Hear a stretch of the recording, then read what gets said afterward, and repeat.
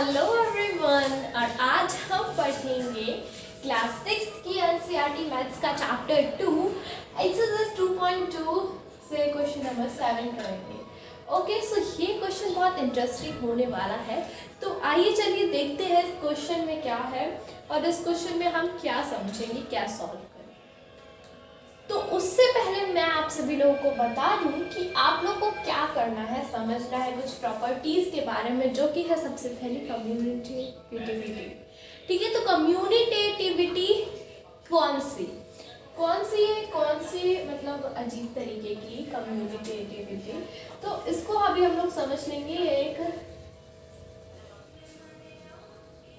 Property है, तो इसको समझेंगे। सबसे पहले आप लोग सपोज करो कि 5 + 3 करो। ठीक है, इसको आप लोग 3 + 5 लिख सकते हो, सेम रहेगा आंसर, तो 5 ही आना है ना। इसी तरह से अगर आप लोग 7 × 2 कर लो तो 14 आएगा, और 2 × 7 कर लो तो भी 14 ही आएगा।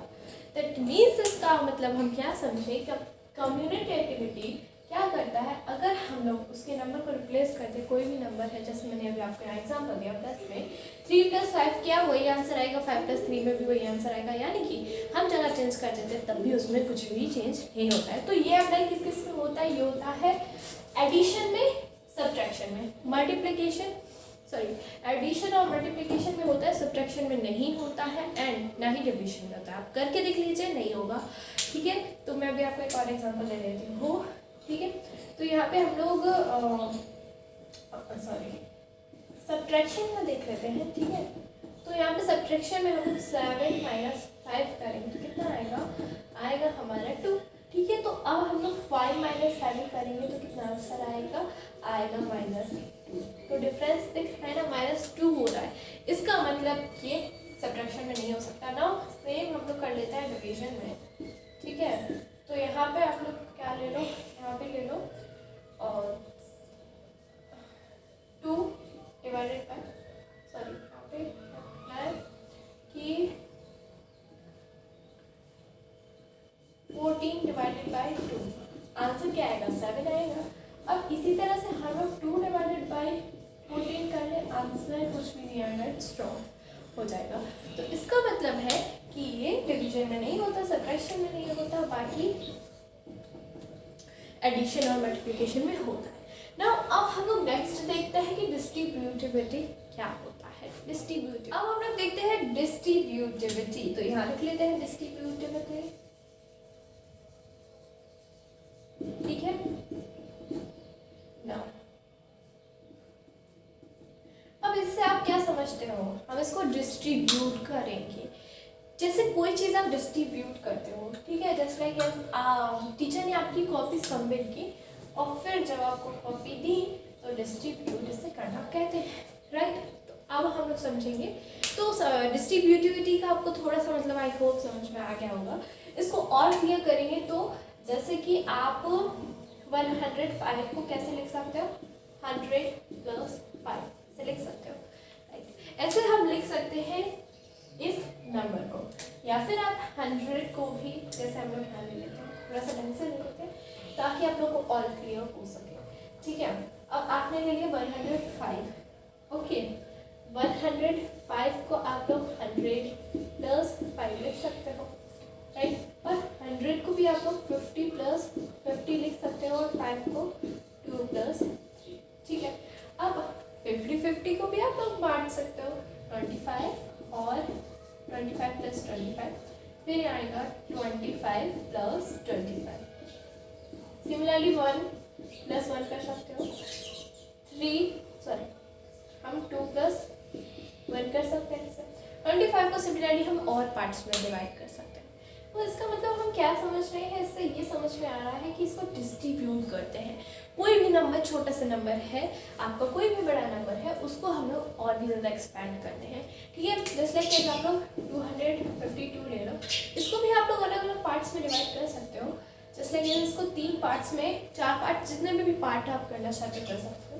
200 आ सकता है, 50 आ सकता है, एंड ये कर सकते हो। ठीक है, तो कहने का मतलब ये है कि आप लोग इसको एक्सपेंड ऐसे करोगे कैसे करोगे कि जैसे आप एक्सपैंड नंबर करते थे ना, जैसे 2 फिर बाद में जो 0 उसके बाद 52 इस तरह से करते थे ना, तो इस तरह से आप लोग कर सकते हो। तो ये था डिस्ट्रीब्यूटिविटी और कम्यूनिटेटिविटी। तो अब हम लोग देखते हैं इसका 7th question.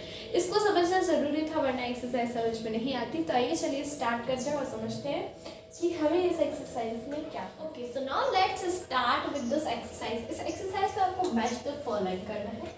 As you all can see here, आप देख सकते हो मैच द फॉलोइंग करना है। तो आप लोग सोच सकते हो मैच द फॉलोइंग में क्या होता है। इजी सिंपल, वही आपको मैच करना है, आसान हो जाएगा। तो मैंने आपको जो समझाया था वो यहाँ पे काम आएगा, ठीक है। अब कम्यूनिटेटिविटी और मल्टीप्लिकेशन। अब मल्टीप्लिकेशन क्या है, वही मैंने आपको जो समझाया था कि कम्यूनिटेटिविटी मुझे उम्मीद है आपको समझ में आ गया होगा, ठीक है। एंड डिस्ट्रीब्यूटिविटी भी एक है, तो उसके आगे आपको क्लोजर प्रॉपर्टी भी मिलती है, ठीक है। तो अगर आगे हमारे क्लोजर प्रॉपर्टी काम आई तो मैं उसको भी एक्सप्लेन कर दूँगी, ठीक है। तो 425 प्लस इंटू 136 इसको ले लिया उन्होंने, 425 इसको एक्सपेंड कर दिया। मैंने आपको बताया था डिस्ट्रीब्यूटिविटी में ये होता है। इसका मतलब यहाँ आता है distributivity of multiplication over addition. Addition के साथ साथ मल्टीप्लिकेशन भी किया, तो इसे हम कहते हैं ओवर मल्टीप्लिकेशन। एडिशन के साथ मल्टीप्लिकेशन कर दिया, ठीक है। तो ये हो गया हमारा कौन सा है, 1 पार्ट, ठीक है। तो दिस इज आल्सो 1 पार्ट और ये बहुत ईजी था। अब सेकंड देखते हैं, 2 × 49 × 50। अब हम लोग इसको तोड़ मालूम कर देते हैं, 2 × 50 × 49। आंसर वही सेम रहेगा, वो किसमें होता था, कम्यूनिटेटिविटी में, ठीक है। तो इसका आंसर हमारा क्या हो जाएगा, इसका मल्टीप्लाई करें हम लोग तो 3 पार्ट, इसका सेकंड हो जाएगा, ठीक है। तो बहुत ईजी था ना। नाउ थर्ड पार्ट भी आप लोग करके देखिएगा, तो मैं यहाँ कर रही हूँ, पर आप लोग ज़रूर बताइएगा मुझे कमेंट सेक्शन में। इसमें तो जो लास्ट बचा है वही होगा, लेकिन तब भी समझ लेते हैं। 80 200 2005 20, इसको हम लोग इस तरह से लिखेंगे, 20 को इधर कर देंगे, कुछ भी बदलेगा नहीं, आंसर वही सेम रहेगा। इसका मतलब है कि ये एडिशन में आता है, तो इट्स द थर्ड पार्ट। तो ये थर्ड पार्ट हो गया है। आई होप ये क्वेश्चन नंबर 2 एक्सरसाइज भी कंप्लीट हो चुकी है ना। क्योंकि आप लोग मुझे सब्सक्राइबर नहीं दे रहे हैं तो मैं आपको वीडियो रेगुलर नहीं दे पा रही हूँ, ठीक है। इसी के साथ साथ मैं बता दूँ साइंस के जो है सारे चैप्टर्स कंप्लीट होने ही वाले हैं, ठीक है। बस एक चैप्टर बचा है, चैप्टर 60, तो उसको आप लोग वॉच कर सकते हैं। सारे चैप्टर अवेलेबल है हमारे चैनल पे। So meet you next video with exercise 2.3। I hope आपको अच्छे से वीडियो समझ में आया, नहीं आया तो कमेंट सेक्शन में आप बता सकते हो। And bye.